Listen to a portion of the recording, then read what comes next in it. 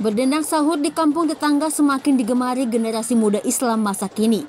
Hal itu sebagaimana ditunjukkan para remaja kampung Siksik, Kecamatan Pulau Gorom, Kabupaten Seram bagian timur. Mereka berdendang sahur di kampung tetangga yakni Inlomin.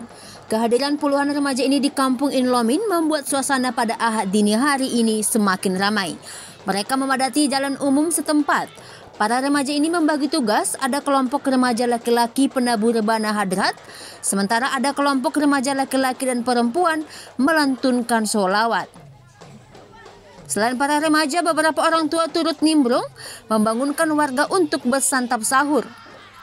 Mayoritas penabuh rebana dan pelantun sholawat terlihat kompak berbusana muslim serba putih. Kehadiran grup sahur ini disambut hangat warga Inlomin dengan turut meramaikan suasana menjelang waktu bersantap sahur ini.